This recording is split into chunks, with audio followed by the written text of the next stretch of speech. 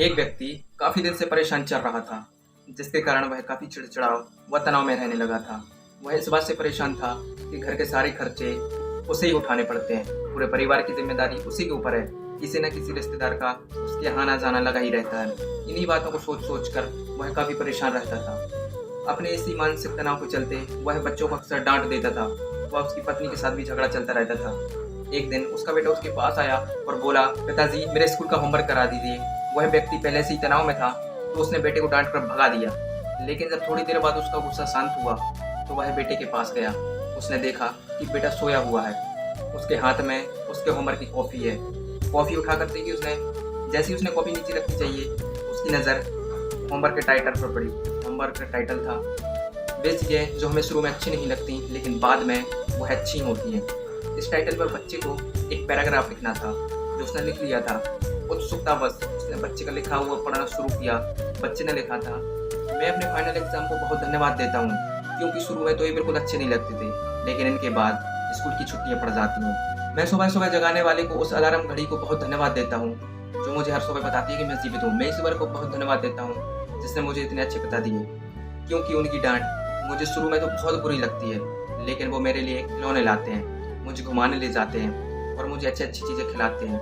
और मुझे इस बात की खुशी है कि मेरे पास पिता है, क्योंकि मेरे दोस्त सोहन के पास पिता ही नहीं है। बच्चे का होमवर्क पढ़ने के बाद वह व्यक्ति जैसे ही अचानक नींद से जाग गया, उसकी सोच बदल सी गई। बच्चे की लिखी बातें उसके दिमाग में बार बार घूम रही थी। खासकर उस आखिरी वाली लाइन ने तो उसकी नींद ही उड़ा दी थी। फिर वह व्यक्ति थोड़ा शांत होकर बैठा और उसने अपनी परेशानियों के बारे में लिखना शुरू किया।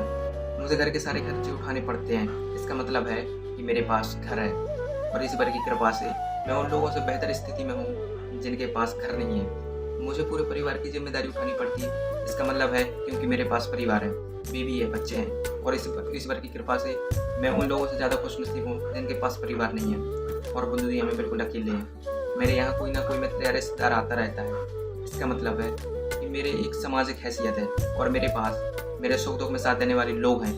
ये सब विचार आते ही उसने हाथ जोड़ दिए और आसमान की तरफ देखकर बोला, हे ईश्वर, तेरा बहुत बहुत धन्यवाद, मुझे माफ़ करना, मैं तेरी कृपा को पहचान नहीं पाया। इसके बाद उसकी सोच एकदम से बदल गई। उसकी सारी परेशानी, सारी चिंता एकदम से सारी जैसे खत्म हो गई हूँ।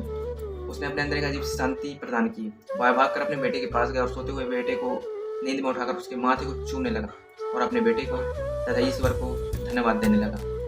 हमारे जीवन में जो भी परेशानियां हैं, हम जब तक उनको नकारात्मक नज़रिए से देखते रहेंगे, तब तक हम परेशानियों से घिरे ही रहेंगे।